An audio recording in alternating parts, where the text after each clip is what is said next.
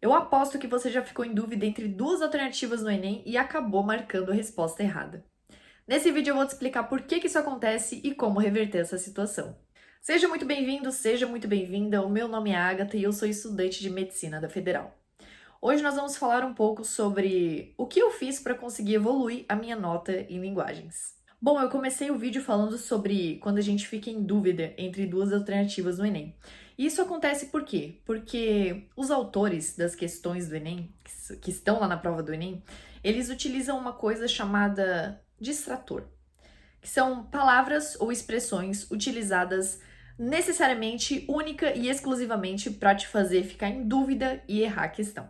Então, às vezes, você se depara, por exemplo, com várias alternativas corretas que estão no texto, mas que não respondem o comando.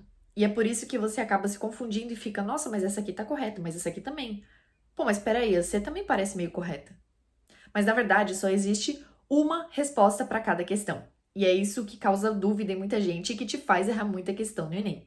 E assim, foi um dos principais saltos na minha nota, quando eu consegui entender isso, quando eu consegui entender o que o autor queria de mim, o que ele queria de mim no comando, e quando eu fui para as alternativas com essa visão.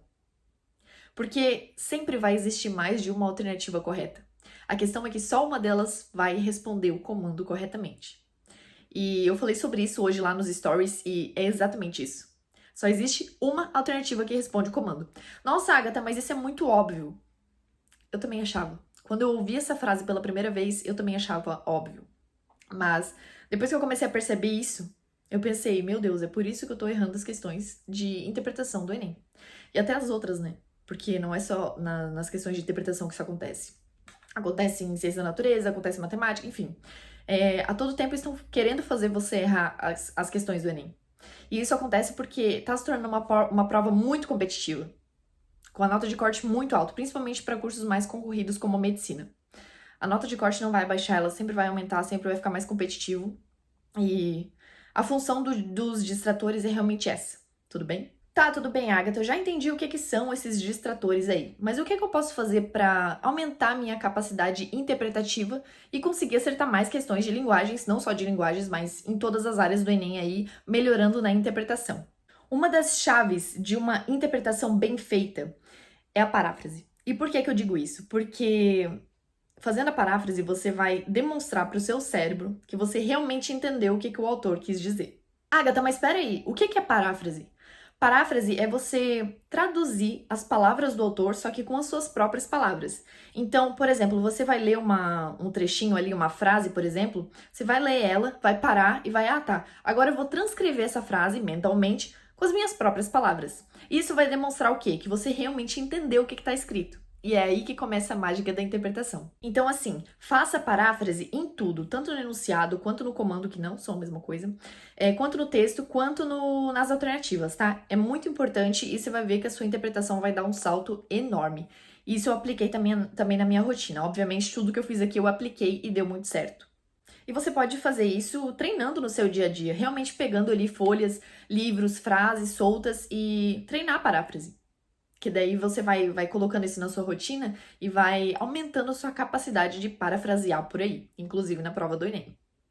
Próximo ponto muito importante que foi crucial na minha evolução em interpretação.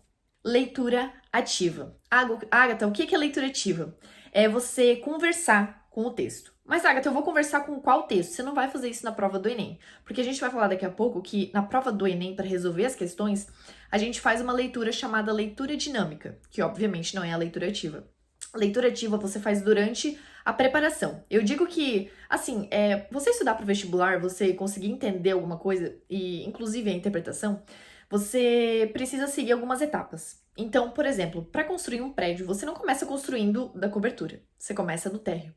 E aqui, o térreo, ele é formado pela paráfrase e pela leitura ativa. A leitura dinâmica é o que a gente faz lá na prática, na hora do Enem, na hora de resolver as questões.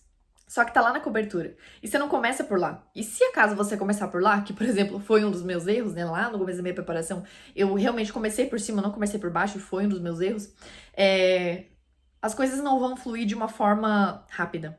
Vai ser mais difícil, entende? Então, comece da base e nos simulados você treina isso daqui. Agatha, como assim conversar com o texto? O que que é isso? Gente, você vai ler, você vai pegar ali um textinho, alguma parte de algum livro, e você vai ter uma caneta na mão, tá? Sempre que você tiver essa caneta na mão, você vai marcando as partes mais importantes, você vai conversar com o texto, vai falar, nossa, isso daqui me lembrou outro conceito, vou lá procurar e vou adicionar informações aqui. Ah, não entendi essa palavra, eu vou pesquisar já no dicionário e já vou colocar o significado aqui. Nossa, lembrei disso daqui, vou adicionar essa informação. Nossa, eu não entendi o que o autor quis dizer. Peraí, deixa eu parafrasear isso daqui. Entende? Você vai conversar com o texto, você vai dialogar, vai adicionar informações, vai pesquisar informações e assim você vai brincando. Essa é a leitura ativa. Próximo ponto muito importante, leitura dinâmica, que é a cobertura do nosso prédio.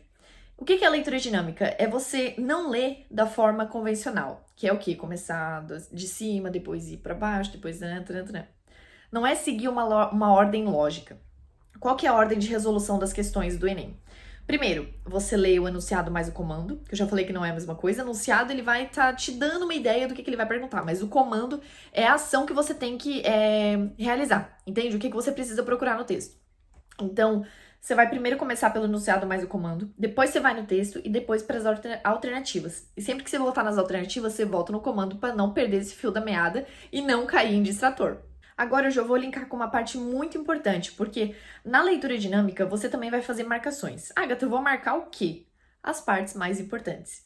E isso também vai eliminar muitos distratores, porque um distrator, ele não é a parte mais importante ali da frase que tá numa alternativa ou num texto.